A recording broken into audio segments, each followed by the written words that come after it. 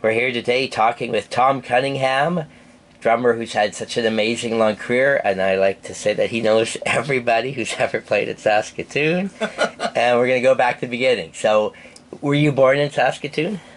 I was born in Wilkie, Saskatchewan. Okay.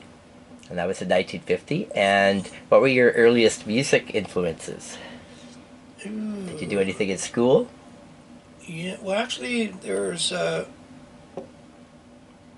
I got this record from my uncle, and his name. It was called Drumsville, and it was Earl Palmer, a session drummer. That he'd been, well, he'd been around for a long time. But that's when I first started listening to. Actually he worked with Hal Blaine as well, who's also a very famous session guy. So between those two guys, they kind of ruled for quite a few years. Um, and I don't know, they've got a list. There's a long, long list of these two guys of the artists that they've been on, played drums for. And yeah, and then there was actually I wanted to take when I heard that I wanted to take some lessons because I mean I've been playing since I was uh, 11, 10 or 11, and I had a double kit of Red Star Japanese drums, and quite a thrilling thing to have uh, those two kits. But I put them together. I bought one kit, and the other kit was given to me. So I went and took some lessons, and that's when I met Dave Tupper, a big influence. And through Dave, I started going to these dances when I was old enough. But a lot of them were, underage dances, so you could go to them. For example, the YWCA was a big deal, and there wasn't any lighting or anything like that. It was just you showed up and you danced and you went home. And there's a lot of high school kids there, and but I was old enough. Nobody bothered me, and it was a pretty safe place to be. So I started, getting to know the musicians around town. Had your family moved to Saskatoon? Oh yes, yeah. In 1960, no, 60, excuse me. That would be, see, when I was born in 50, we stayed in Wilkie for 3 years or 4 years, and then we moved to Burlington, Ontario. My dad was a doctor down at the time. Well, he was. And so he started a practice with another doctor who's a friend of his. Uh, so we moved down to Burlington, and then he passed away a couple of years later. So then we moved back to Saskatoon. So that would be 55, 56, 50, yeah, 55, 56. And my mother was a nurse, so she went to work, and we went to school and stayed at my grandparents until she found a place. And pretty much there, grew up in City Park, being a West Side boy. Where and when did you get your first drum kit? Where? Okay, let's see. John Dick had the first set of the Star drums in 1960, 60? No, 58. I was be 8 years old, 59. So 60, yeah. I got the first set of the Red Star from a guy named John Dick. Didn't want him anymore, so I think I paid like, I don't know, $30 or $40. And, an El Cheapo kit, and then I got the other kit given to me. So I put them both together, and so I had a great time playing a double kit. Didn't know what I was doing at all, but it was fun. And you could play it along at that time. And of course, I couldn't hear anything when I played along, so I went to the chair, and I played a lot of a lot of music out of the 50s, and like country music, and not a lot of jazz, but the old rock and roll stuff, and like Hal Blaine and Earl Palmer were on a lot of those way back then. I didn't know they were, but I found that out, and yeah. Did you play drums in the school band at all? No, I didn't. We didn't have a school band. But I wish we would have had. So when you started your first band, the Hobos, in 1962, you're only 12 years old. Yeah. Tell me, how does that happen? How did this band come to be? Well, let's see. Who did I first talk to? I talked to there was a guy named Gordy Turnbull, and he had a Kent guitar with a little amp. So when I told him I had drums, then I think he came over to my place, and then he plugged in, and we sort of fooled around, and then from there we found a guy who's a little older than us, a guy named Dave Garnett, and then he had a keyboard. I'm not sure what kind it was. It was an El Cheapo again with an amp, which we were lucky, and he also had an accordion, which was pretty neat. So from there, we kind of nerdled around and we tried to learn some tunes, and we did what we could. We did stuff like Penetration, Apache, all the instrumental kind of things that the guys had learned when they were taking lessons. And then we found a bass player, and he was just a young guy like us, and Richie Buckled played bass, and he sang. So we had three singers, well, four. I did some singing, but I could hardly call it that. In fact, we didn't really have a lot. We didn't have a lot of tunes that needed singing. So yeah, that's how that sort of came together. And then we had another guy who was a guitar player when Gordy left, and we got Jerry Bowers in this band, and we changed the name to the Warlocks. And then we also had a second guitar player named Doug Atchison, and so we had that was a big band. Is it true that the Hobos had played a gig on the roof of a Dog and Suds? Yeah, they did. We did. And the deal was, I was thinking about this morning. I can't even remember how we got that stuff on top of the building. But and we had one trainer amplifier, or not amplifier, but a speaker for the vocals, and the deal was we weren't going to get paid, but they would pay us in food.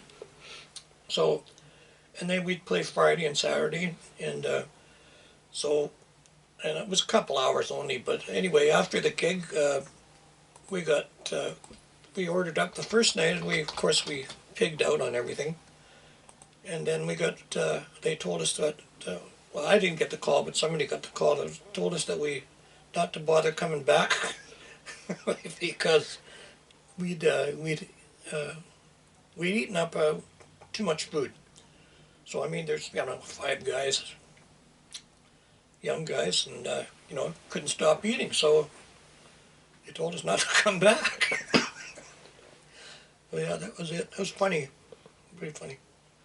So another interesting tidbit, correct me if I'm wrong, but Rich Buckwold was the nephew of Mayor Sid Buckwold, and then Doug Atchison was related to Mayor Don Atchison. Yes, yeah, for sure. That's kind of a small world. Okay, so where did Jerry Bowers come from? How does he join the group? Well, Jerry Bowers, I saw Jerry years ago when he was in a band called the Fresh Blues, and Kenny Little was playing drums, and Jerry was playing. No, wait a minute. This is different. No, sorry, I'm getting mixed up here. Jerry was in the Shades previously. The Shades with Delarond and Greg Delarond and John Boudet and Kent Cadman, and let's see, did I miss anybody?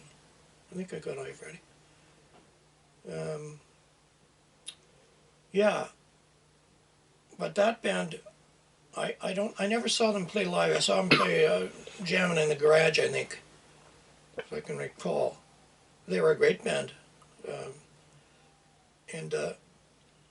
but Jerry, the Fresh Blues was another great band that I heard at, I think the club was called the Esquire in downtown Saskatoon, and it was like a real club. but I can't remember who was all in that band. But I know Kenny Little was the drummer, and there was a bass player who's a teacher. I can't remember his name. And let me see who else. I think Brian. Brian, what's his name? God, I should know Brian's name. He ended up singing and playing bass in Sun Band. Will? He was playing guitar in that band. Brian Will, thank you. Yeah, Brian was playing guitar in that band. So that's the first time Jerry, I think Jerry joined that band later, and then they morphed into Sun Band. That could be in space for a couple of years. But before they got into Sun Band, or formed Sun Band, Jerry was in the Warlocks, and I think that's why he left. I think he left to get into it with Wayne Rolack was in that band as well, in Sun Band, and then Brian was playing bass in that band, and Jerry was playing guitar, and then later on Rod Salome joined to play to round out the band. Great band, one of the best bands I ever heard. Where would the Warlocks play? Was it school dances? Mostly one-nighters, and wherever we could. Well, we had we had to call him a manager, but he got us some gigs, and high school dances. We'd played at lakes and stuff. We never went back to the Dog and Suds, but. So when the band was quite young, how did you get to these gigs, especially out of town shows? We had actually Richie's dad. Seymour. They had a station wagon, so we had a little trailer. So he drove us around for quite a few of the gigs, and then, like I say, we had that manager who had a car, and so the trailer was small enough so he could pull it. So yeah, that's how we got around. We didn't make much money there. At that time, everybody, $50, $60 a night was a big thrill. Nobody paid a lot of money. But we played places like Kindersley and Waka. Where else? Maybe, I think we played Emma Lake a couple of times. And played once in Waskesiu. They had a dance hall there that a lot of bands used to like to play. Really old place, and it sounded great because it was all wood, and the place was packed. Which high school were you going to? City Park. And were other guys in the group also going there? No, Jerry. I'm not sure what school Jerry went to, and Dave. He went to grade 10, but then he went to work. He eventually did go back. He ended up being a fireman. And then there was Richie. He went to, what grade school did he go to? I think he went to Wilson School, if I'm not mistaken. And let's see, Doug Atchison, he would have gone to, I don't know. Doug lived up on Preston. Off of Preston, so whatever was around there, he would have gone. So the Warlocks ran from 64 to 67. Were you in the band the whole time? Yes. Do you remember an event that was held in October 1966 at the University Gym Dance where they had the Playboy Playmate as the guest? No. Miss Kelly Burke, she was the June 66 Playmate. No. And that was even hyped up as an important event. Wall and Den from CFQC Radio were even there. Oh, I remember them, yeah. Yeah. Okay, so what's interesting is the Hobos were leaning more towards instrumentals, but the Warlocks really become this major vocal group. Yeah, oh yeah. Oh, actually, I should say Gord Pendleton was in that band too. Right, so with Gord and Jerry, both lead singers. Yeah, and Doug Atchison and Dave Garnett. So we had pretty strong vocals. So what's the influence at this point? We've reached the Beatles. Yes. And how does this change things?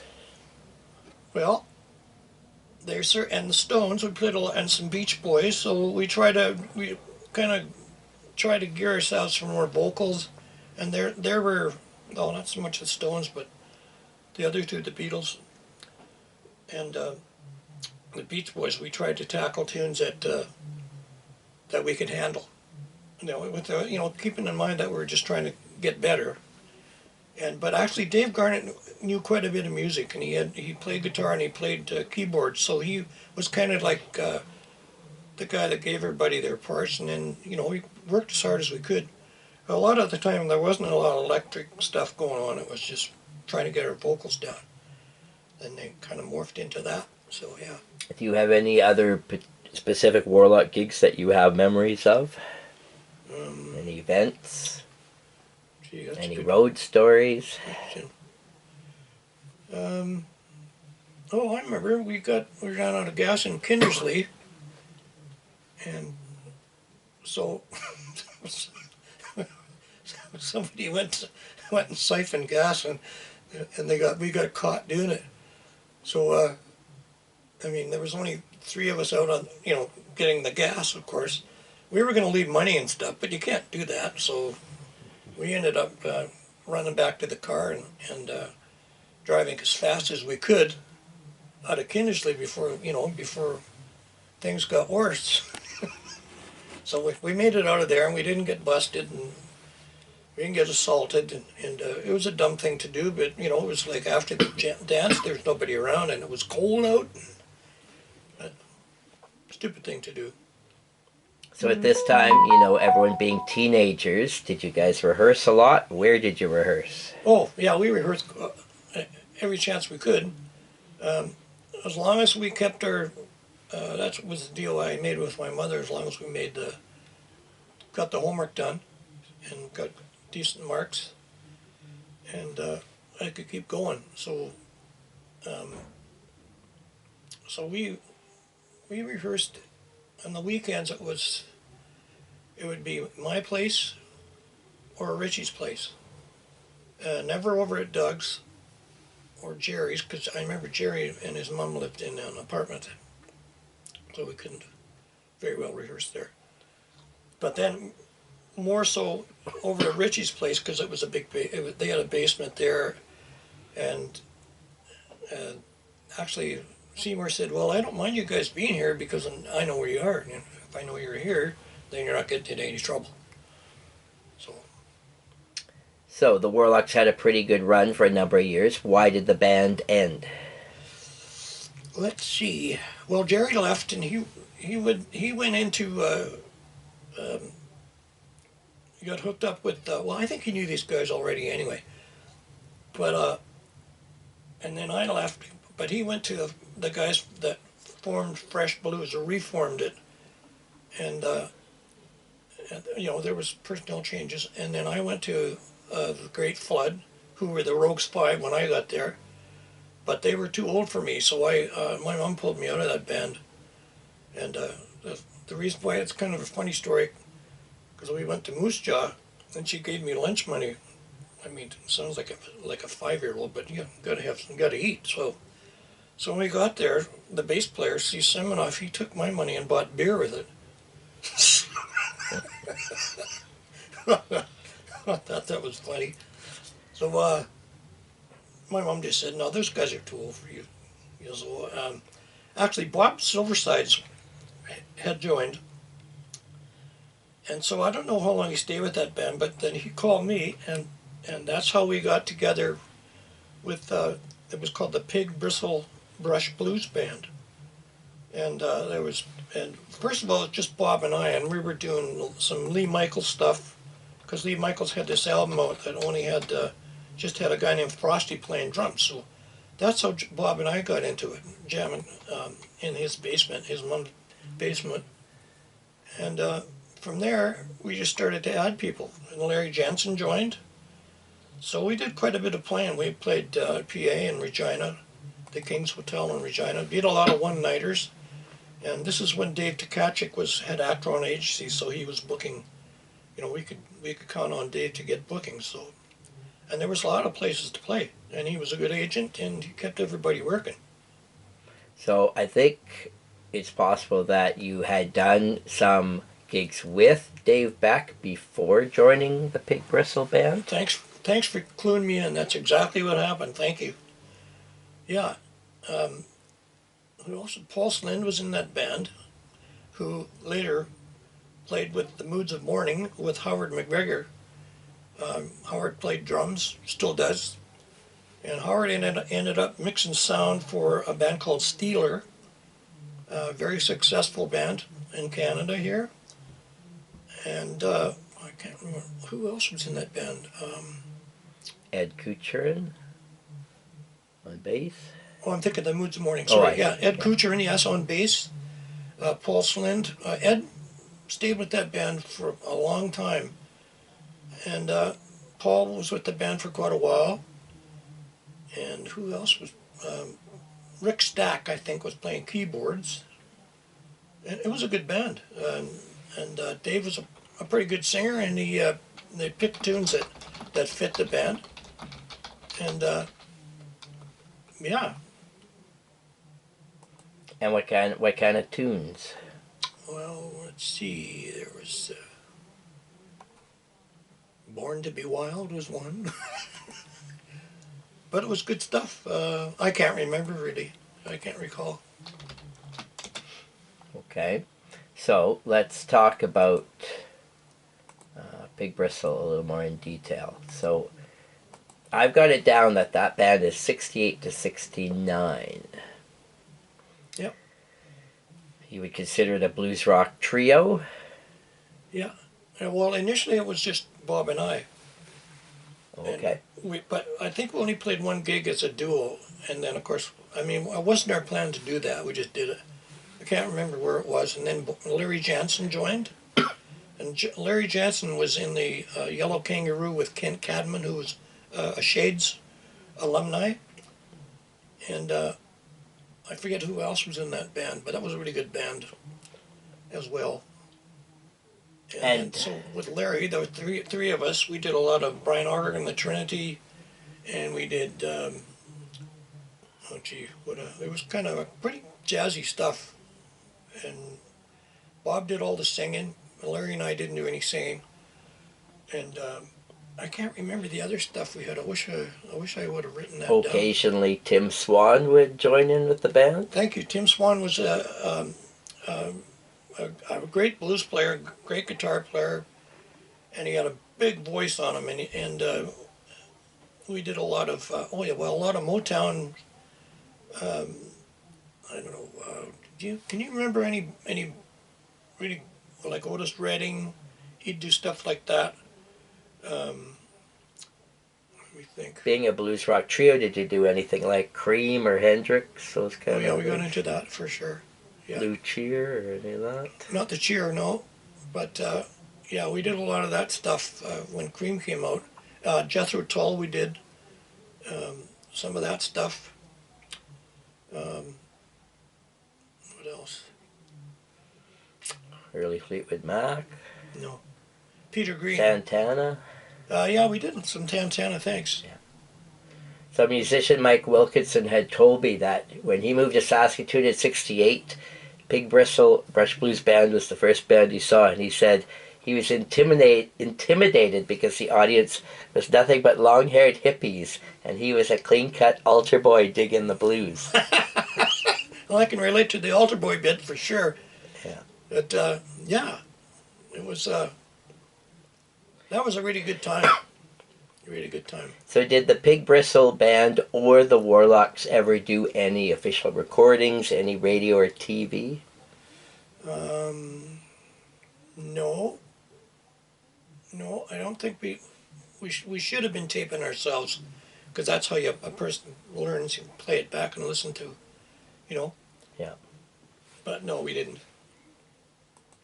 Any specific memories of the Pig Bristle Band that come to mind? Again, gig stories, road stories, rehearsal stories, party stories.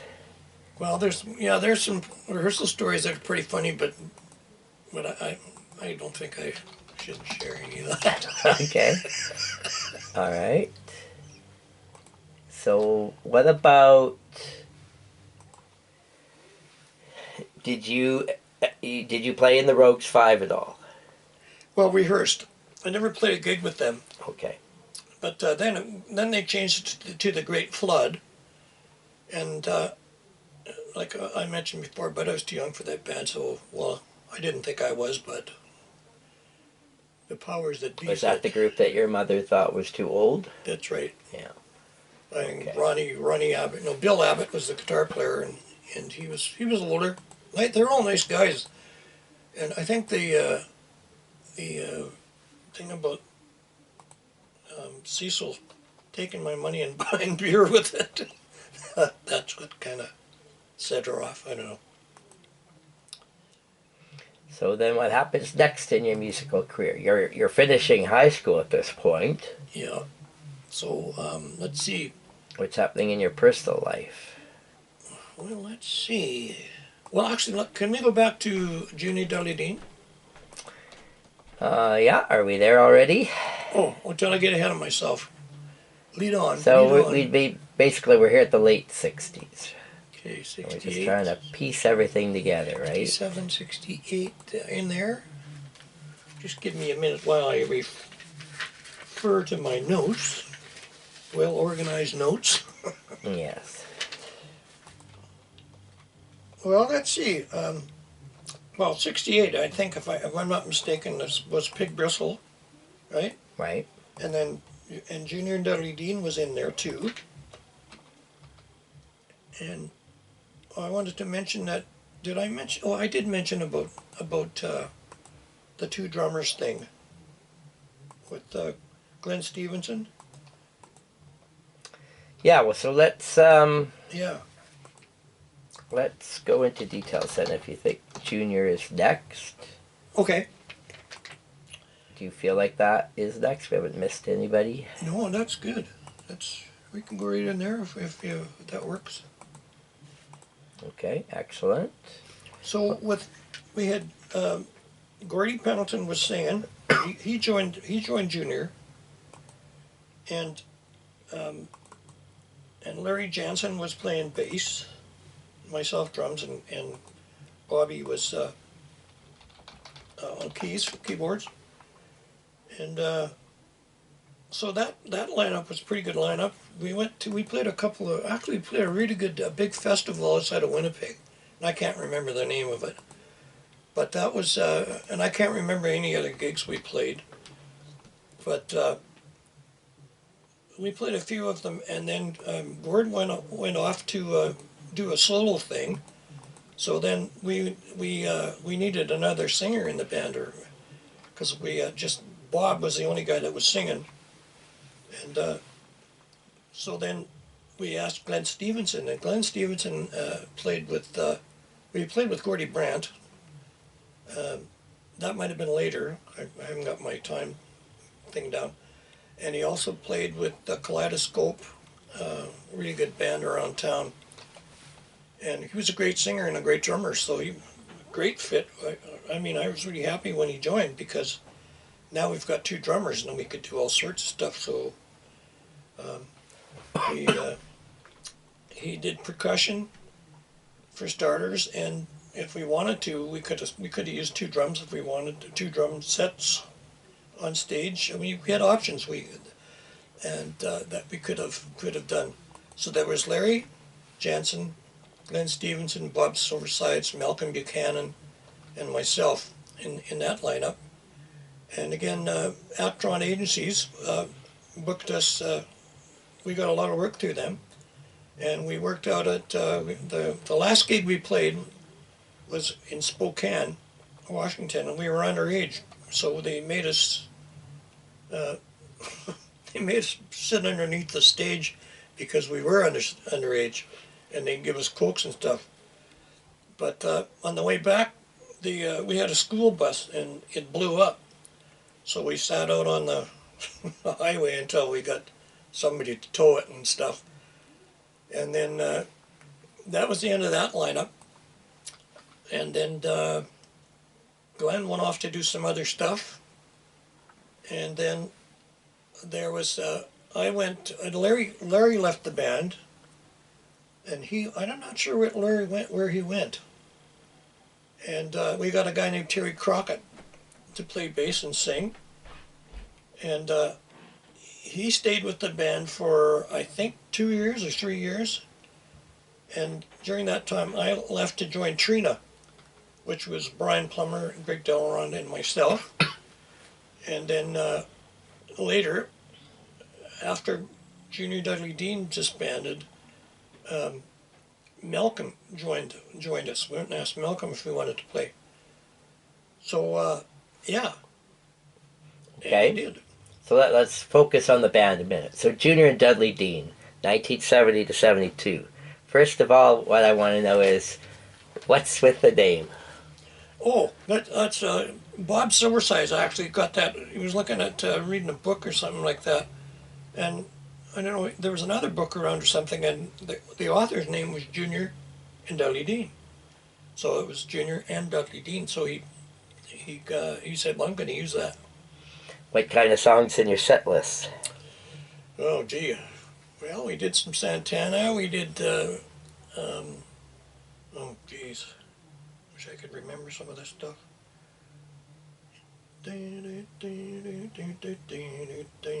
Oh, yeah. A lot of English stuff we like to do. We did some Tull. And we did, Blondewood Pig. Brian Auger and the Trinity. Really like that stuff. Just a lot of rhythmic stuff, I guess. I can't really remember. I wish I would have had song lists for most of these bands, but it escapes me.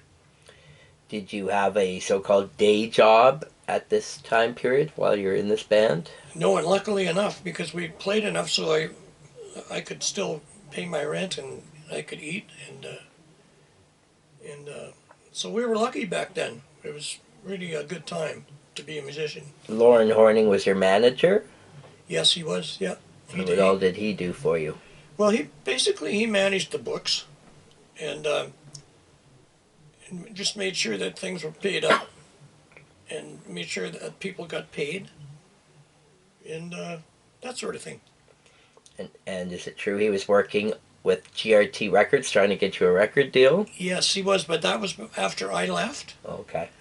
He might have been working on that while I was still in the band, but the second rendition of Junior and Dudley Dean was that was a very awesome band. They were Scott Thayer on bass, Billy Higbee on drums, which was Billy Higbee was Al Higbee, who was our manager. Billy was Al's brother, and then so back to the second rendition of Junior and Dudley. Cal Poole was playing guitar, and Cal Poole played in a band called the Inventions of Wellington years ago with Wayne Rolack, who was a Sunband alumni, etc.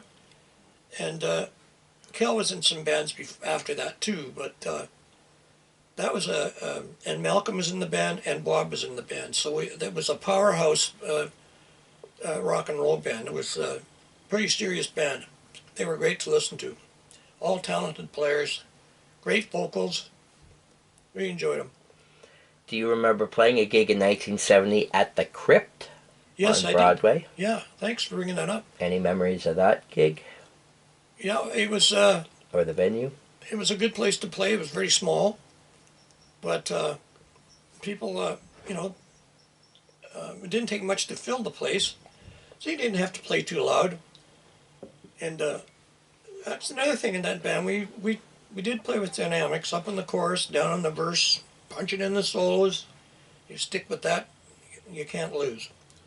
Were you with the band when they opened for Lighthouse at the Centennial Auditorium? No, that was the second rendition. Okay. Yeah. So then you also missed out. The band did land up going and playing the second Woodtick Festival. Yes. Summer of 71. Yeah. And then they also played the Centennial again for a CKOM radio special event. Yeah. So why did you leave the band? I wanted to play, when they had Applebee's movie matinee, that was Doug Blumhauer, Lori Curry, who else was in that band? Brian Meisner, and Malcolm Buchanan was in that band as well. So, and Plummer, oh sorry, Brian Plummer. No, Doug Boomhauer was the first original guitar player in that band. And that when that band disbanded, then it went 4-piece, and they had Laurie on drums again, and Greg up front singing, and Brian Plummer on guitar, and Brian on the bass. I forget his last name. He and Laurie ended up going with Sugar and Spice. They went to Winnipeg when that band dissolved, and that's when I got involved with Brian and Greg, and we did a 3-piece, and we called ourselves Trina, and Al Higby was managing the band. So, and we got a lot of work, and that was when you could play the Dell, and you could get work at university, plus one-nighters. There was lots of places to play, so we had no shortage of, not just us, but a lot of other bands around town too. And you had gone to high school with Al Higby. Yeah. And so, again, as a manager, what all did he do for Trina? He did a lot of, well, making sure we were booked. Plus he did the books, the income tax. He made sure that he got us the, financially he got us a loan that allowed us to buy a van, a 3-ton truck, lights, Malcolm's Moog synthesizer, a Mellotron, Hammond B3 that we got out of Spokane, and Lawrence Audio piano. So, you know, we were headed into, we were doing, when we were just a 3-piece, we were doing a lot of Crosby, Stills, Nash, that kind of stuff, and then we started kind of gravitating toward Yes, King Crimson kind of stuff, some Gentle Giant, I think. Still did Stevie Wonder, pretty much listened to stuff that, you know, whoever was singing it, who wanted to sing it, we'd go that direction. But then there was that technical aspect that we really enjoyed, where we tried to get good at because it was challenging. What was the role of Elaine Coleman with Trina? He roadied. He did a lot of roadie. And he was actually an actor. And when we went to Toronto, he came with us, and he got into some acting down there. I don't know, when I left, I don't know where he was at with that. I don't know where he ended up, but he was talented guy. So Greg, Brian, Lane, and Al lived in the big house across from the Star Phoenix. Yeah, and myself, yeah. Okay, what stories can you tell us about this famous house? Yeah, actually, you know, not much went on there. We just were, we rehearsed a lot, you know, 8, 9, 10 hours a day. I was doing as much time as I could by myself, and that was the time to do it because I didn't have any other responsibilities now, so I really took advantage of that. But you know, we didn't do it every day, but we put a lot of time in because we wanted to be good as we could get. So Trina did play the Woodtick 1971 festival. We did we?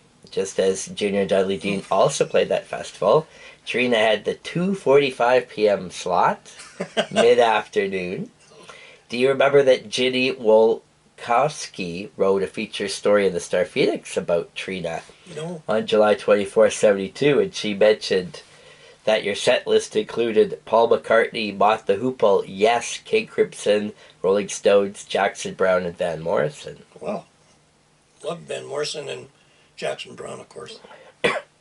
So there was the music shop in Toronto. Was that a company or a venue? That was an agency, booking agency, and how we got involved with him with the guy, the agent was Ron Scribner, and he was going across Canada looking for bands to book, and so he heard us at Mountain Royal College. That's college in Calgary. So right after he came, he approached us and he said, I'll guarantee you 6 months worth of work in Toronto, And there's a circuit down there that takes you through Montreal, Quebec City, up around there, and then you can go as far out as Sudbury if you want to do that, and then down south, and then he takes you into Yonge Street that's what he wants you to do. He wants you to get tightened up. And during that time, a lot of the places that we played, they wanted 50% original stuff or something like it. So that's when you could, if you had the stuff, you could go and play it. Actually, play it in rooms, and people were open to it. So we went. We packed up and we went to Toronto, and we were living on $150 a month because we had bills to pay. But our girlfriends all kept us alive. My girlfriend worked at Safeway, and she used to ring groceries through, but she wouldn't ring them all through. So that's how we kind of got by there. And Carol Niebergay, she was a lady, a great singer from around here, and she was in a relationship with Malcolm Buchanan, and Carol played with I think they were called Blue. I can't remember the name, Blue something, but it escapes me. But she was in. I think she was originally from Humboldt or a surrounding area, and so yeah, she worked, and then there was Brian's girlfriend Cindy. I can't remember her last name, but she worked as well. And Greg didn't have Greg was single. So yeah, that's how we got by. And oh yeah, sorry, John Erickson, the sound guy. We picked him up in Calgary, and he mixed us. We had a big JBL system and power and all that stuff, Soundcraft board. And so John, when Trina broke up, John went to Max Webster, and he mixed them until they broke up, and then John went to Rush, where he really did skyrocket. He went his career really took off. He was an excellent sound guy and a really nice guy. But before that, he had a girlfriend, and they'd been together forever, so she worked too. But then John, after, but I can remember anyway, after Rush, I think John got sick, and so he had to get off the road. But I can't remember. That's another whole deal. I shouldn't want to quote on that because I don't know what happened there. So at the time of Trina, did you realize that you were actually playing in a band with some of Saskatoon's truly best musicians? Yeah, and it's upped my game a lot. The band Trina became registered as an official company? Yes, yeah. That was for income tax. That's another thing. Well, I think I mentioned that about Al. He wanted to make sure that. So things were taken serious. You guys were traveling with big rig, a PA system at this point. So who's paying for all this gear? Who owns it? Are you renting? The Royal Bank, courtesy of the Royal Bank. So I mean, we had payments to make every month, and we did. And actually, when the band broke up, I owed. I don't know what everybody else owed, but I owed we all owed about $6,000 or $7,000, give or take, which was a lot of money back then. But I still had to make a payment every month, which was I think it was $150 a month, and you could up it if you wanted. But we had the best equipment you could get, and we were doing a lot of. You went into these venues, and there was Geronimo's, Level Crossing. Larry's Hideaway, what else? The Piccadilly Tube, the Gasworks. These are all Yonge Street clubs, or just off Yonge Street. There was lots of little clubs you could play too, But those are the kind of like the marquee places that Scribner would put you in. He wouldn't put you in a room that you didn't fit, just And when you went up to Quebec City. Or Montreal. We played a couple of high schools in Montreal, and we played a place called in Quebec called the Electric Circle, and that was it was a great place to play. It was a real kind of marquee place, and it was always packed. It was an old theater, and they had a stainless steel dance floor that, you know, and it was nice to get to be able to go out and see, you know, meet French people and stuff like that. I really like that. And Quebec City's beautiful. Also, I met Billy Macbeth and Paul from Sweetheart when they were in Cannonball. I think they were called Cannonball. And there was I think Henry Small was in that band too. These are guys from the west that I'd never met before. They were a little older than I, and but really good players and serious, you know, serious stuff. So Billy Macbeth is one of the funniest people I've ever met, and without going into anything, but it's just naturally funny. So I think I got off on a tangent here. Where did I go? So, tell me about the band starting to do originals, recording in Toronto. Okay. We had, there was a place that everybody played in this, or practiced in this. It was a great big area that it was all chopped up and soundproofed, and so you paid for your space.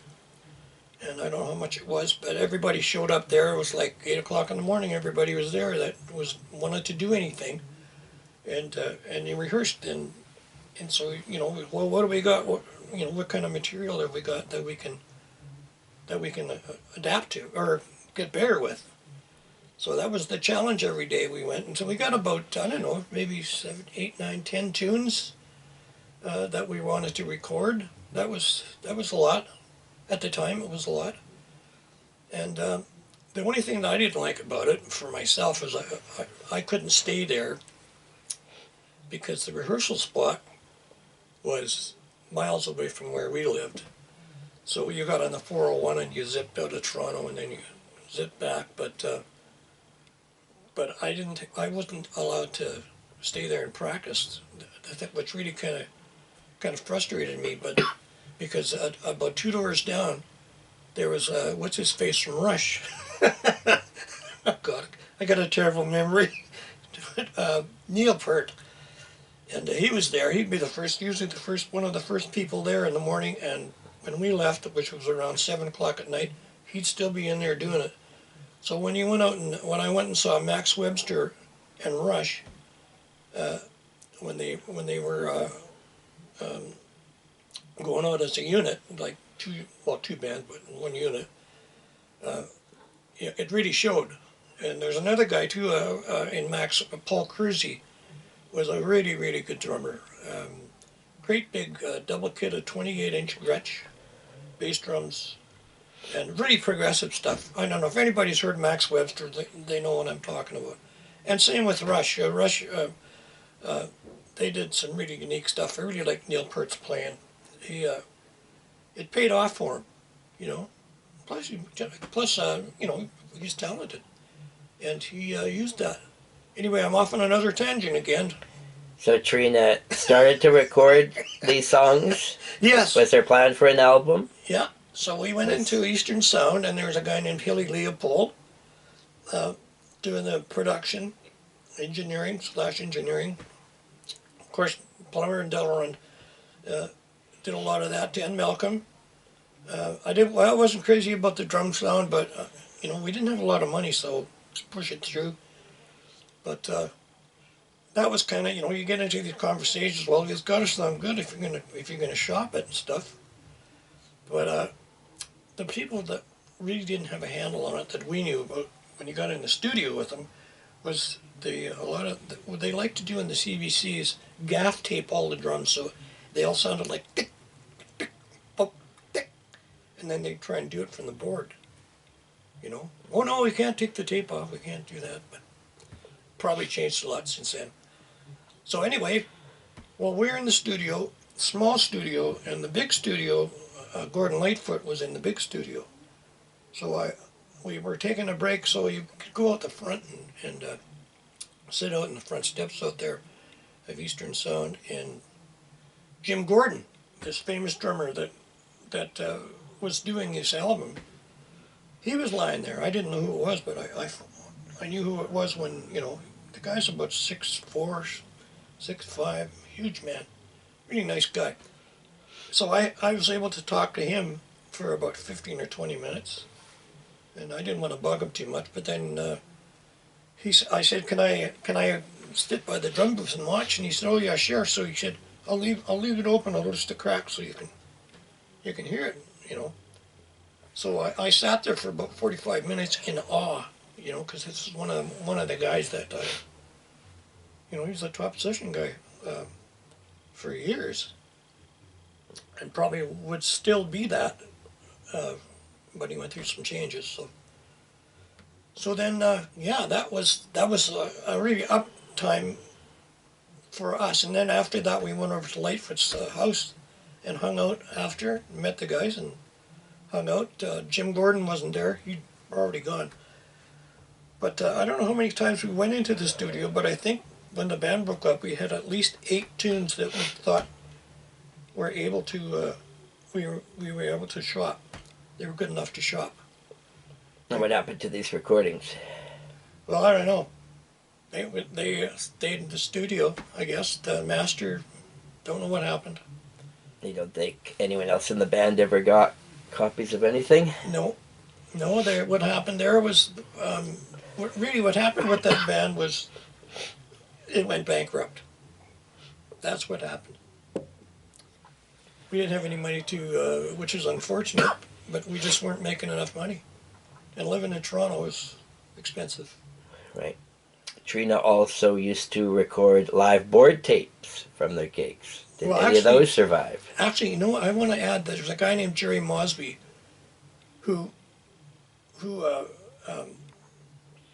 when Greg went up front before we broke up, Jerry was from Castlegar, BC, and he was, again, just a killer bass player and played drums, played guitar. He had a whole repertoire of stuff that he wanted to, you know, to record, and he wanted to work it with this band, with Trina. But this was his first band in Toronto. But he did a lot of other stuff.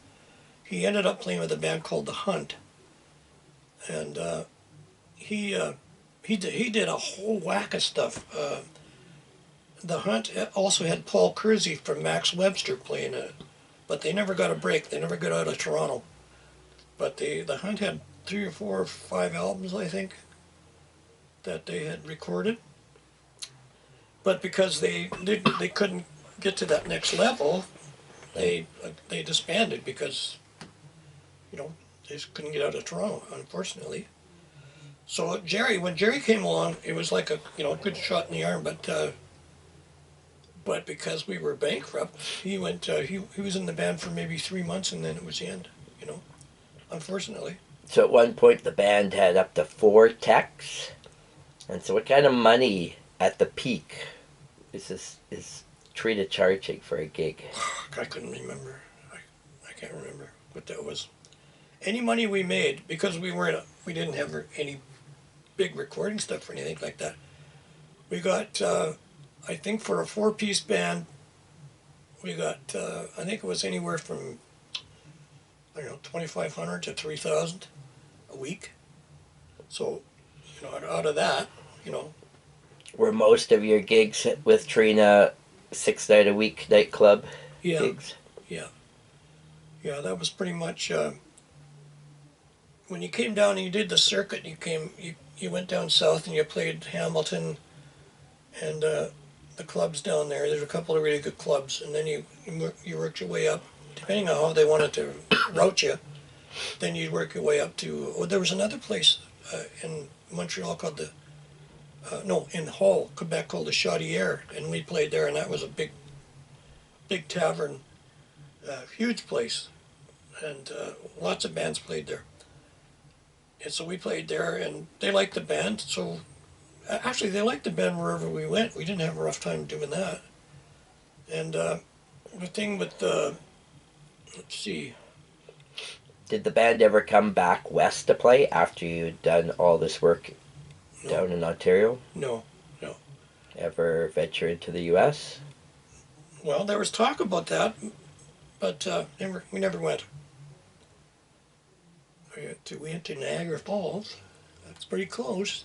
Actually, we did a little tour when we first came out from Saskatchewan or Alberta. We went stateside and made our way that way. So we got a chance to see some of the stuff anyway, the way the States was like, but as a group of people, so we were tourists, but no playing down there. So the band goes bankrupt in 1975. Yeah. Could you not have just technically changed your name and kept going? I suppose so, but I think everybody, we've been doing it for quite a few years. I think everybody was just kind of burnt out, I did a lot of stuff down there besides just playing. There's some really good drum teachers down there. Learned a lot of stuff about tactical stuff about how to use like say a stick control book. You could put rides over top of it, and just stuff like that, technical stuff, make yourself better, and then right hand, left hand, that kind of stuff. Do you remember a gig in 1973 opening for Chilliwack at the Centennial Auditorium? Don't have a clue. Don't remember that at all. Because that would be right in the middle of Trina's run. Yeah. And Trina used to also play the Red Lion Inn quite often. Yeah, played there. Yeah, Bob Manovich, he liked the band enough. Same with Sun Band. He supported a lot of the local acts. He was good that way. Plus, they were good bands. So Trina breaks up. You're 25 years old.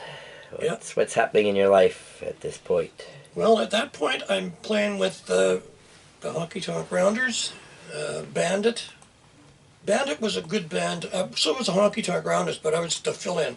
This Bandit band was managed by Skip Prokop, and there was a guy out of New York City, and I can't remember his name, but he was an excellent writer and singer and guitar player. He's a pretty good guitar player too. And the guitar player that was in that three-piece, minus the singer, of course, his name ended up working with Malcolm Buchanan in a company as a speaker recording company in Toronto. So that's how small the world is. But anyway, this guy wouldn't show up for gigs. Skip, this singer, he wouldn't show up to play. And Skip did, I think it was 2 or 3 gigs that Skip booked us. They were just little out of the way taverns just to get the band tightened up. And it was really good knowing that you had Skip Prokop backing him. But this guy wouldn't show up, so he pulled the plug, and that was unfortunate. Then I went to Abraham's Children for a while, and then I went to the Honky Tonk Rounders, which is a country band, and they were pretty good. I really liked Honky Tonk Rounders. Did Bandit play in Saskatoon? No, they never even made it.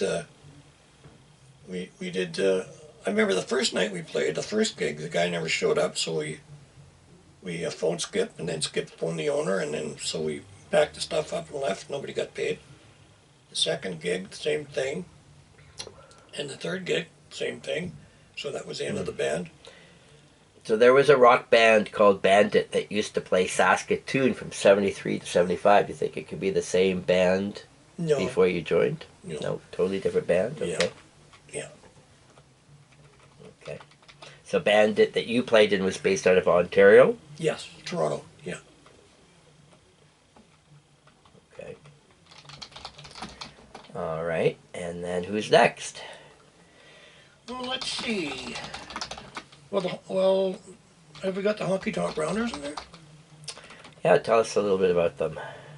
They're a steel player, guitar player, bass player, and they had a lot of character. The singer was a big tall guy, reminded me of the guy from Sleep at the Wheel, and a big booming voice, and very funny, and could really work a crowd. And then the bass player, well, he looked like, actually, this guy the singer looked like what's his face, which is funny because Custer. He looked like Custer, and he used to wear a lot of leather, like leather, those Davy Crockett kind of coats and stuff. And the the bass player was a full-blooded Cherokee from New York area. So they used to get up and start talking like that, and it'd be funny. And the steel player was a great steel player, so he was into Buddy Emmett. So we, they'd ask you, do you know how to? Can you play swing? Do you know how to swing? And I said, yeah, I'll give it a shot. So it wasn't really anything intricate, just kept it steady but the steel player was nutso, and so was the guitar player. They were both really into a lot of jazz stuff. So even did a tune in 5/4. Oh, wait a minute, was it 5.5? Or let me think, I'm just kidding. But, yeah, and so Abraham's Children was another band. They were a recording band that I filled in for, or with, and they told, I think they had 3 albums out. They got a lot of mileage out of those albums. They were top 40, if you want a bubblegum, if you will, and they got lots of airplay. They had lots of airplay, I should say. So, whether a person liked them or their music or not, is they played, and they had good management, and they had fairly good money coming to them, and I liked them. I liked the guys in the band at that time. They were very nice guys, and they were good players. So, yeah. So I was game for hanging around, but that band disbanded as well, and so I was kind of. We had this John Erickson and I had this home out in. It was actually the former drummer's Abraham's Children. It was his place. It was a little farmhouse that he said we could rent again for $150 a month. So I was out there with John and his girlfriend and my girlfriend, and I got this call from Larry Jansen, and who's a Junior Dudley Dean alumni, and he said, "You want to come out and play with Kel Poole and Billy O'Connell from Ginger Green? He's a singer. Ginger Green. These are all Saskatoon musicians.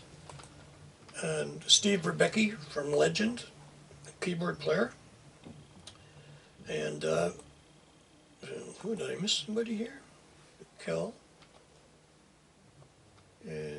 Steve. And what is the group name? Oh, Hickory. Hickory. So they were a popular cabaret band, and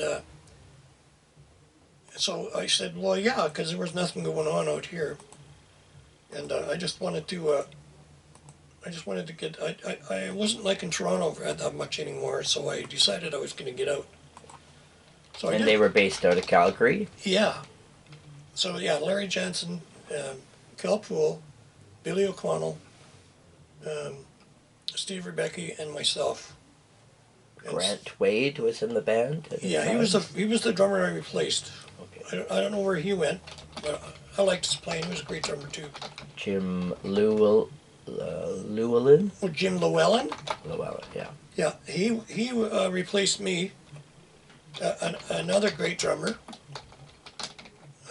And Howard McGregor was the sound guy.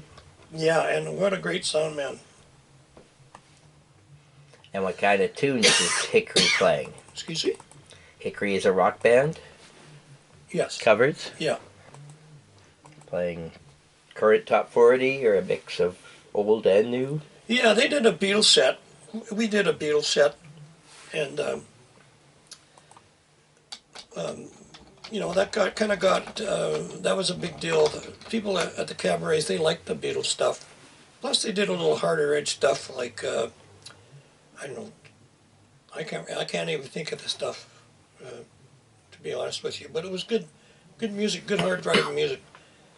And it was a fun band, and they were good guys, of course, and we were making decent wages, and then I packed my suitcase and went to Nosy Parker. I'll tell you why I did, though, is they had a promotion, a guy that he had Stone Country Productions with Neil McGonigal, and they promoted bands, and they would bring bands in. So I was talking to Scott there and Mike Meldrum, and they had a trio with Ella Vance playing guitar. So they wanted to add a drummer. So I said, sure, I'm in. So, but then Ella went to Victoria to live, and so we got a steel player, and then we've got named Danny Marshall, who played with Prairie Fire, just a rockin' steel player. He was into Buddy Emmons and a whole bunch of jazz records. I loved it. And he practiced. He was very serious. And then we had a guitar player who joined, who was also another really good musician. And they worked well together. Don Seary was his name.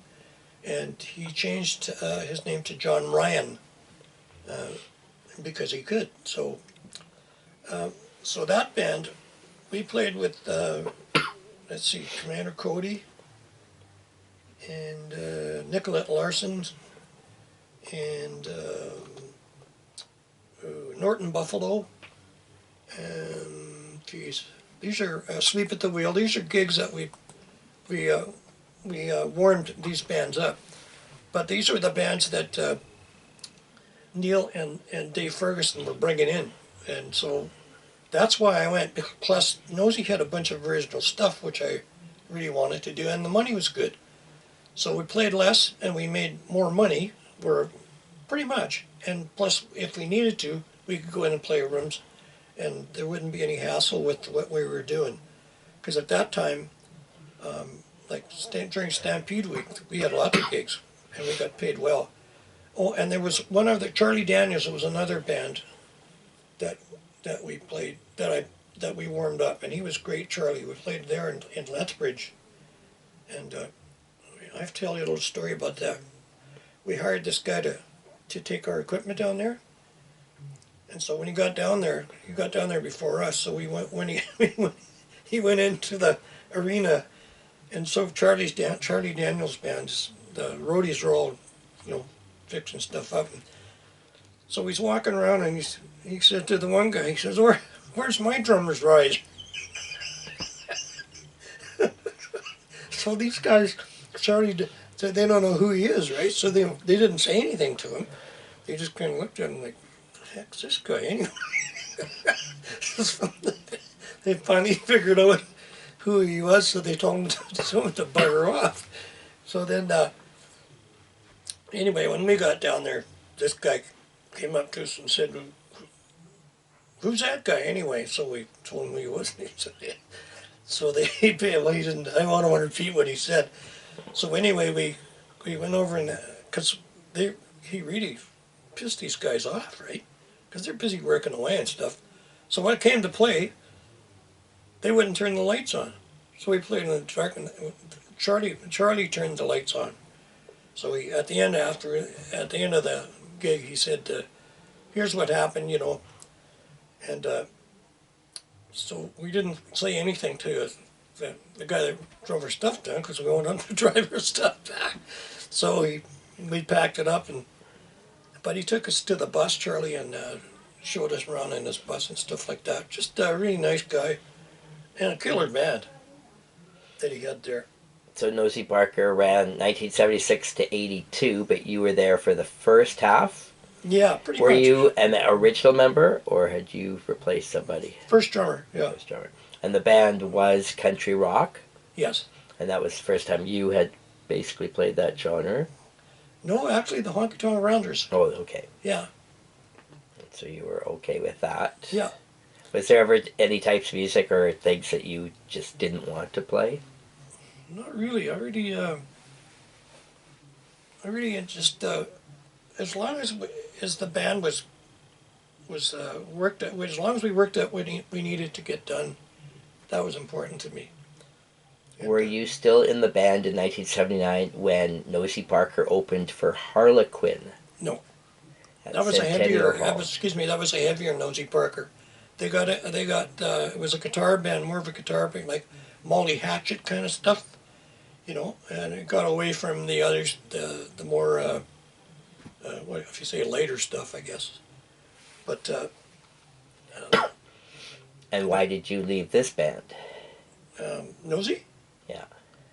Well, actually, I want to add something too. There was a guy named Barry Tampanelli. He was a keyboard player, and he was legally a blind fella, and but very funny guy, and he had big ears, and he had a feel like a monster feel. So he really added to that band, and but he got a little bit because we didn't know how to work with them because you know because you have to be with them all the time, eh? So Right. we decided that Barry, we didn't want to take responsibility in case something happened. And at this time, we were going to go down to Dave Ferguson had gone down to Texas to live, but he'd booked this whole tour. I mean, it wasn't a really it was a bar, like, you know, honky donks and stuff like that. That's pretty much what we were going to play all the way down and back. And then so we didn't want to take Barry down because I didn't want to. Well, I didn't want to. We didn't want to see in case some trouble happened. You know, if you got lost or something like that. So we just kind of parted company. And as it turned out, we could have kept him because, well, maybe not, but the band broke up because Danny Marshall's said, no, I'm not going to go down to the States. I don't want to go down there. And Don Surrey was going to, or John Ryan, I should say now, he went to Grant McEwen. So that's what he wanted to do. So he left. So we're you know, two of the sort of bookends there, if you will. So we couldn't find anybody that we could find. A steel player from Vancouver, a nice guy, but he just didn't have it, eh? He had it for some of the stuff. And then we had this keyboard player that came in. We got a baby Grant. And so he set up and started playing. He would only play on the black keys. So you know, he can't do that for all the tunes, right? So when he had to go to the white keys or the black keys, he would stop playing. So this whole piano thing would drop out and we'd look over. Okay. So that didn't work out. So that was the end of that band. So then that's when I joined Tocan. Just quick last thought before we move on. Nosy Parker was based out of what city? Well, it started in Saskatoon, but then we moved to Calgary. Okay. And we played a lot in Edmonton and Medicine Hat. And Right. Okay, so Tocan, what's the story with this band? Who's in it? What kind of music is this? this was a three-piece band, and it was actually it was a duo. And there was an agent that called me one day, and he said his name was Wayne Munson, and he called me and he said, "Do you want to get in this band?" I said, "Well, what is it?" And he told me, he said, "Well, it's a house gig at the Blackfoot Inn Lounge, and it's a husband and wife team." And he said that Ann has got a great voice, and she did, and Kim was a good guitar player. And she played bass, and she was a solid bass player. She wasn't flashy, and it all worked. So we packed the place, and at that time, it was a good time to be because there was lots of work. The demographics, people were young enough, and so they had money to burn, but they also wanted to go out and enjoy it. And so they went to the bars, and sometimes it was like every night was Friday night. You know, at this place. So we went 3 weeks there, and then we went another week to the Glenmore Inn. And with that band, I paid off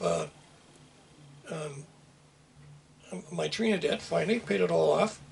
And also, Bob Deitcher and I had a place in Calgary. There's a 24-track studio there, and we did a lot of. They weren't really heavy duty gigs or anything like that, there would be a lot of guys that would come in and ladies that would come in and they want to do old country stuff, and you know there was a lot of that kind of stuff going on. But still, it was getting to work in the studio, which he really liked. And so Bobby joined that three-piece with us, and because actually before he joined that band, he was in a band called Crocus, and Bill Wallace was playing bass in that band, and then there was a guy named, what was his name? Mark LaFrance. And Bill Wallace, of course, played with the Guess Who, played bass and played for a lot of years. And I'm not sure what the drummer, Mark was from Montreal, but he's well known in Canada. Both of them are, of course. So, and then Bobby Deitcher replaced Greg Lescue, I think, who played with a band called Mujaja, sorry, out of Winnipeg. And I think he replaced Kurt Winters. So there was a lot of heavyweights in this band. And Deitcher was just as much as a heavyweight as these guys, maybe not as successful commercially, but could certainly hold his own. And then they had two keyboard players, which was great. So this was a really solid, and a lot of original stuff, and they were getting airplay. And they were looking at going to South America, where they were getting a lot of airplay. And so Deitcher called Howard McGregor one day and said, "Do you want to come to our, we've got this album and this is what's happening. Do you want to come to Vancouver, and we're gonna go down to South America, it looks like." And Howard said, "No, I don't want to do that." Because he was with Steeler, and Steeler was doing really well. And so he just didn't go. So anyway, what happened was that band didn't do anything other than play in Vancouver, and they weren't playing that much. And as it turned out, Bill Wallace went back to Winnipeg, so that was pretty much the end of that band. And then Bobby came back to Calgary, and so I said, "Well, do you want to get in this lounge act, because it's making really good money?" So he did, which really lifted the band up. And we actually did more rehearsing, and then we left that band because things changed and stuff. And we worked with, they ended up working with a lady named Astrid Voll. Astrid lives in Toronto now. She does a lot of recording. She's got some stuff that's being released or been released. And great singer, great bass player. And it was, again, a three-piece, and they were called Tricycle. So we did I remember we played this little bar in Lloydminster, and it was packed.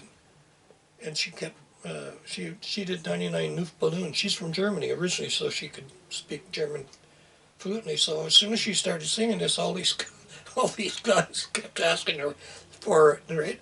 So I don't know how many times she did it. One set she did it 4 or 5 times in a row. And then she said, "I don't do that anymore. Everybody take a break." So then that band fell apart, and Astrid and I went to play with Boogie Vole, who was Astrid's brother, and Boogie played with Gay Delorme, and then a knocked out keyboard player and singer. And so we did 2 gigs. I did one of them. We went to Banff and played 1 gig, and then we went to Fernie, BC, and so Boogie started hating us.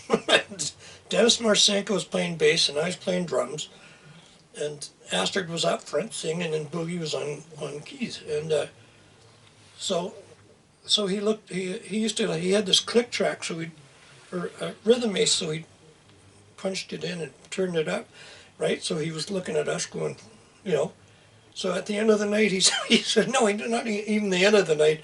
I think it was the second set in after we'd finished. He said, "You're fired, both of you, to get out." So Dennis and I looked at each other, and Dennis doesn't have a time problem, but I think Boogie had enough of us, I guess. So we drove back to Calgary, and then I think I kind of got lost there now.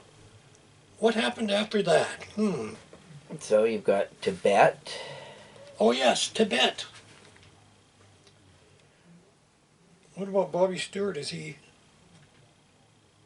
And that as well. Yeah. So Bobby Stewart Okay, so I went band, to when I and went then back Tibet. to sorry, is it Bobby Stewart?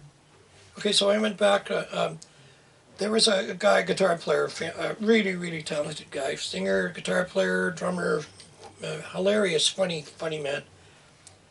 And when I was in Calgary, I never got to see them, but he played with Glenn Ans and a guy named Jim Irwin, who played in a band called Geppetto, which was a knocked out band. And now they've got Geppetto they switched the name to Gun, the Gun Blues Band, and they're getting airplay all over the world now. So it took them 30 years to get to be where they wanted to be, and they don't even have to tour anymore. They're just getting record sales. So they're doing really well. So anyway, there was Stuart Ans and Irwin, and they played the clubs around Calgary, and just knocked out stuff. In fact, if you go online and you go into YouTube and you push Bobby Stewart, there's a video there with Bobby Stewart and Glenn Ans. And so I'm looking at this thing, and it's Bobby Stewart on drums. So that's Bobby Stewart. So I didn't know he was a drummer. So until I got out there, but and then I'm looking at the guitar player, and it's Glenn Ans playing guitar, singing, which I thought was great.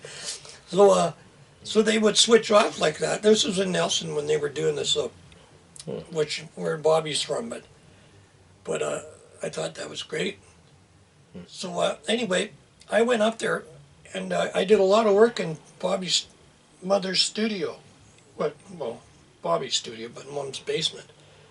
And he's got so many original stuff and ideas. It's just it's phenomenal.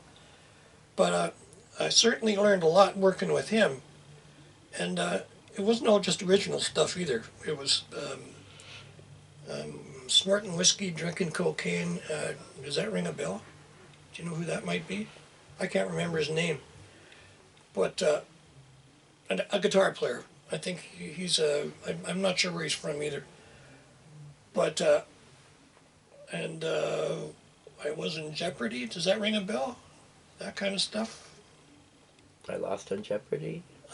I was in Jeopardy. I was in Jeopardy. Greg Kinn band. That's it. 81. Yeah. That kind of stuff. I mean, he could play pretty much anything he wanted. Yeah. And so, I mean, I was up there for 6 or 7 months, but we only played a little bit. And well, I went up there with, I don't know how much money I went up there with, close to a couple of grand, but I was still running out of money, and winter was coming on, so I didn't, over strong wind, I'm just kidding. But anyway, I just said, well, I'm going to go back to Calgary, and he said, okay. So, and then through the grapevine, I heard that Dennis Marcenko and Daryl Mays came up there. Oh, wait a minute! We did play one gig that was really good. It was called the Barnes Creek Fair, and there was Doucette and Potter Blues and Sherry Ulrich and a band called Science. They're all from Vancouver, and then Bobby Stewart.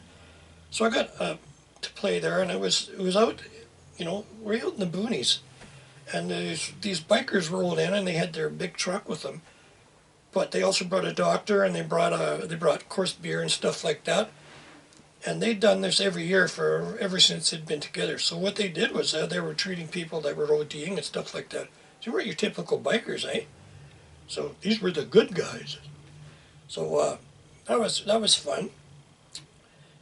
So anyway, this other friend of mine was working through or with Doucette, and he came up, and he said to me, "Do you wanna go meet Doucette?" And I said, "Sure, how come?" He said, "Well, he's looking for a drummer." I said, "Oh, really?" And he said, "Yeah." So I went and talked to him, and then he said, "Well, call me back in a week." So then I was playing with Bob, and this is before I decided I was kind of high on this thing because I thought Bobby was going to maybe get out and play more. But I went and talked to his brother Donnie, and Donnie said, no, he's because Bobby Stewart went to New York, and not comfortable being there. And so, I mean, he could have been doing lots of things, but he chose to stay where he was, which is not judging anybody, but anyway, I didn't take the Doucette gig. I ended up back in Calgary, and then while I was back in Calgary, I was talking to Donnie, his brother, and Donnie said that Dennis Morsenko and Daryl Mays had come up and said, well, we're going to start a band with Jerry Doucette, and we want you to play, so that would be a knocked-out band. So he did. He went down there, and he came back in 3 weeks, I think, or a month. He came back to Nelson. And one of the things about Bobby, he's a homebody. He doesn't want to go anywhere, you know? So, more power to him. But what a fantastic player. I did one job with George Fox. It was 1982. And I was lucky enough to get hired for that. So I rehearsed by myself for 2 weeks, and then they flew us out to Toronto and then drove us to Ottawa. And from there, the next day we played the National Art Centre. And it was a really good gig. There was lots of farmers there, and George is a kind of a country guy anyway. So that sort of, you know, it all fits. So then after that, I went to Toronto, and because I'd already got a call from Brian Plummer and asked me if I wanted to do this tour that he had, because he had just had a record released, or an album released on Duke Street Records. And so I said, well, sure, I'll do it. It's just one tour. It's a little mini tour, Western Canada to the West Coast. And so I said, okay. So I went to Toronto, and I started rehearsing with the guitar player. And we rehearsed, I think, for, geez, I don't know, a month and a half, I think, or 2 months. And there was some stuff going on business-wise that I wasn't privy to, and you know, booking and stuff like that. So anyway, we finally got going, and we played. We didn't play Toronto, but Brian was getting airplay on this Stop Running. I think that was the one they were pushing on the airwaves, and right across Canada, or right across to Vancouver. So then we played Sudbury, and then we played Winnipeg, and then we played Regina, and then we played Saskatoon, Calgary, and Edmonton. And we were supposed to go to Vancouver, but that kind of fell apart. Again, I wasn't privy to that. None of my business. So I went back to Toronto with the band, because I had my car there. And then I drove back to Saskatoon. And from there, I went to university. I started university. What did you take at university? I took arts and science. I call it arts and crafts, but just for a little joke there. But I did that. I did the 3-year degree, and then I applied to social work, University of Regina, and finished off. I put an extra year in there, but I got a BSW, and so then that was my other life. Right, so one band we forgot to mention before you came back is Tibet. Yes. So let's talk about them. Okay, well, Tibet, when I came back left Nelson, and I went back to Calgary, I think, if I have got my dates right here, Tibet was a band with Derry Stewart, who played with Witness, guitar player extraordinaire, and he also played with Huey Mitchell and Glenn Enns in a trio. No, it was a 4-piece, but I forget the keyboard player's name.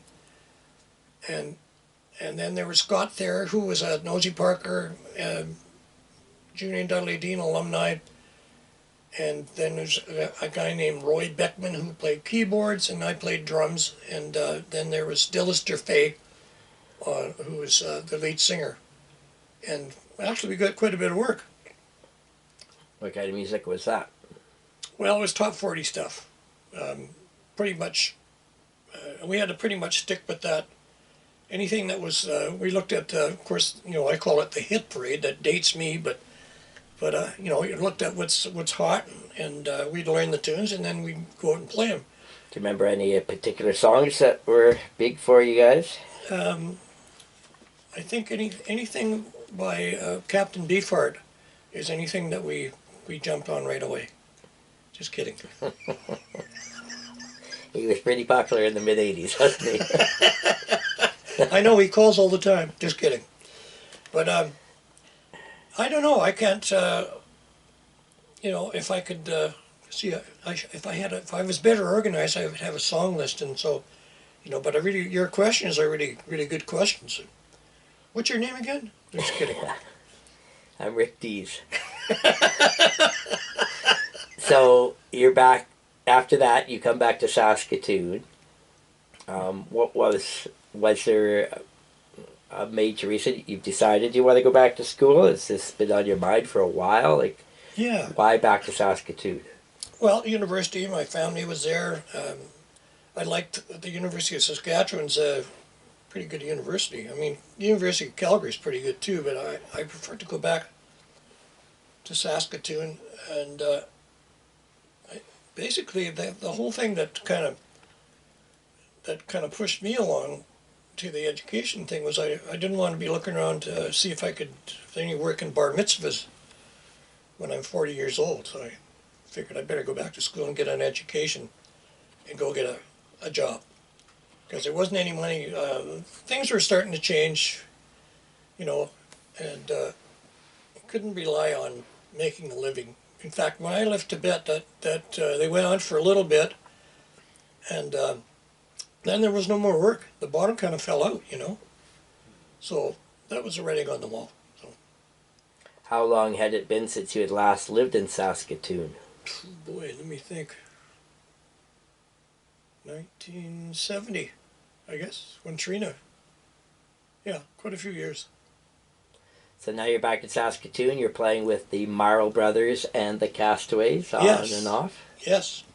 And also Jazz Workshop. I did some gigs with them. That was all great guys and great, a great lady in Jazz Workshop, great singer.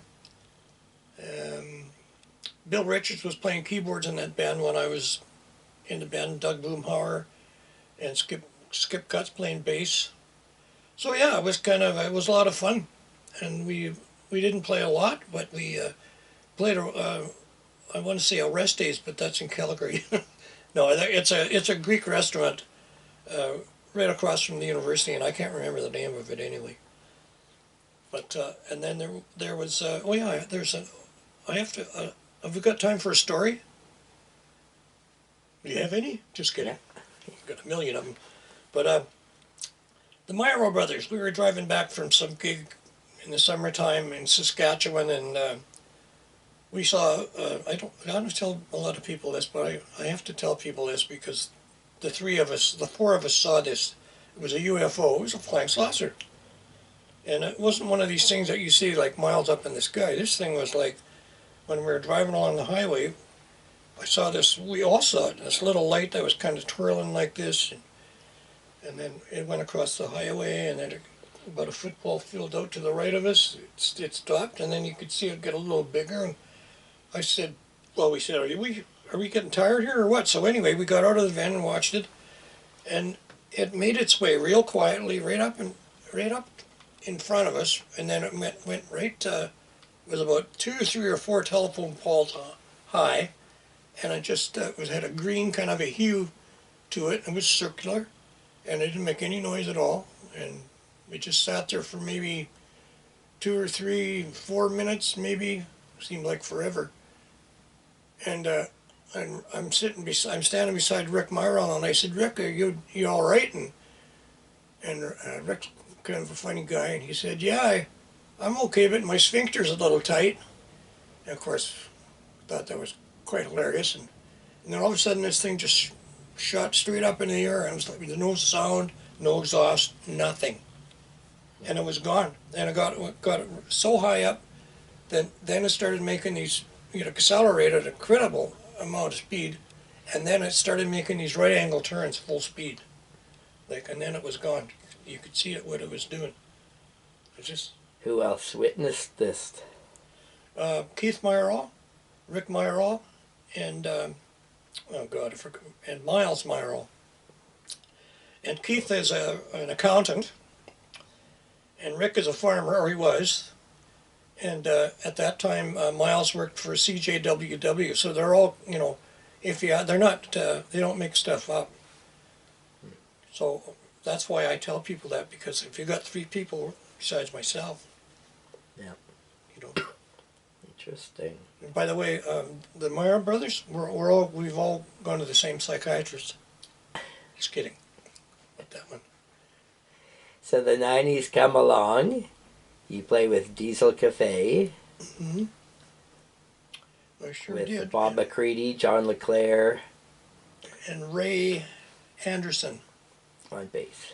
Yeah. And that's about 91. Yeah. Was that a mix of like country and pop? Yeah. Yeah, it was a lot of hard, kind of hard country. I don't know what that means really, but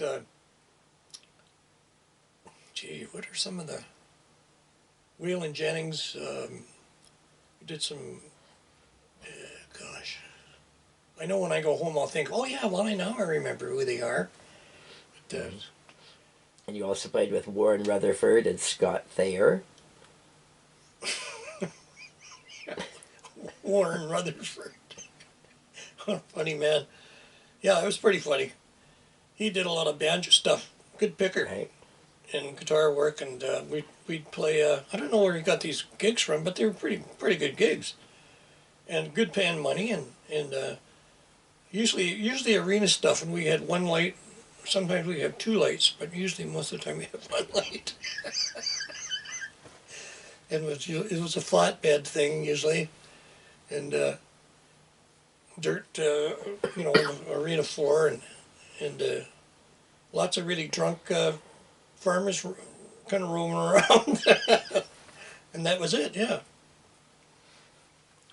And then you also did a show with the Brown Brothers at Bud's in 92. Yes, with Doug Boomhauer. And that was 3 nights, Thursday, Friday, Saturday. And that was fun playing with them, because I hadn't seen these guys since the 60s, for God's sakes, when they had that killer band from Moose Jaw, Mozart and the Wolfgang. That they had, that was an outstanding band. Right. And these guys rehearsed a lot. They were very tight. And but Gary and Larry, sometimes I looked over, I didn't know, I wasn't sure who was which, but then, then I knew that Larry was playing guitar, and Gary was playing guitar. I'm just kidding, but nice guys and good musicians.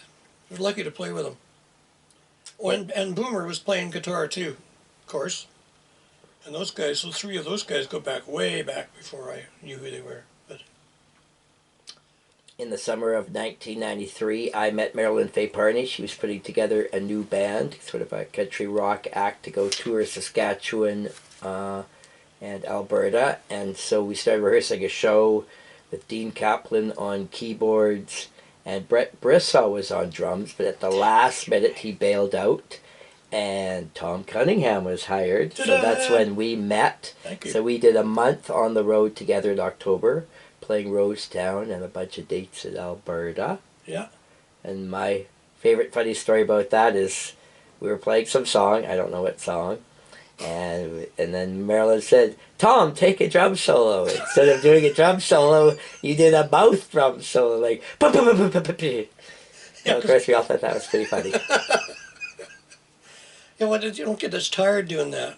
That's why. So true. So then what happened with you with the rest of the late 90s? Were you playing at all, or you were focused on your career? Well, BC Reed, I got, Who you've played off and on with yeah, for yeah, and, since the 90s to this date? huh? Yeah, that's pretty much it, you know, that I recall. So you have a big gap where you didn't play at all, Yeah, focused on your new career. yeah. Well, And actually, 90, if we go to, where are we at year-wise? 93. 93, yes. Oh, I wasn't even in Saskatoon in 93. I was in BC working as a social worker. I know. 91, I left. No, 92, I left. 45. What were some of the highlights of your career as a social worker? I got paid more money. Okay. I paid off my student loan. Well, I started anyway. And yeah, and well, it was just a whole different. Wasn't sure how I was gonna, if it was gonna be the thing for me, but yeah, it worked out okay. And when did you come back to Saskatoon? I came back in, okay, 2002. I think I moved back. That's when I did that CD with Brian, Bowl of Sugar. Okay. And then 2006, my wife and I got married in there somewhere. And 2006, I went to, we moved to Wales for 2 years. And then that was a lot of fun. Played with a lot of Welsh musicians once I got to know them. And saw a lot of England. And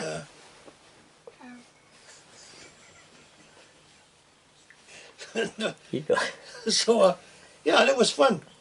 So we came back, and then from there I went to went to Vancouver we got back in 2008, 9, 7, 8, 9, and then 2000 I went. Oh yeah, after 2010 I got a job in Vancouver as a float social worker, and that's where you just kind of move around from office to office. And see, 2015 to, oh yeah, then we moved to Edmonton, and I worked out of there at Boyle Street. That's Boyle Street Community Services is an NGO, and so I worked mainly with youth, kids on the street and stuff like that, vulnerable youth. That was a really interesting job. It was way better than the government job. You actually got to work with your clients, eh? Let's see, now what else? 219, 20. Okay, now, I got back, gee, I kind of jumped ahead here quite a bit. That's okay. So let's jump more to the present. You've been back in Saskatoon for a while. You're now playing. You've played with numerous acts over the last few years. Yeah. We've got a chance to play a few different times. We've played together with Kelly Reid, also with Ovid Pilon and the Ed Sullivan Show. You've done lots of different gigs with BC Reid again. Yeah. Yeah. One of the gigs I played with Ovid was really was at the Ford, the big Ford dealership. Right. And that was a really, I just thought about that now. That was a really good gig. It was a fun gig. And I used electronic drums there, which I thought was, they weren't mine. I think they were the guitar players. Jay Slack, yeah, that's right. So they were fun to play. Yeah. And that was a good gig. So I remember that. And then, let's see, what year are we thinking about here? Well, I think we're pretty well at the present. We've covered so much stuff. Let's sum this up with just looking back and saying you've now been playing the drums 65 years. What do you think about just everything you've done? Do you have a special highlight, a favorite gig, a favorite band? Oh, one of them, well, actually, doing Brian's CD was fun.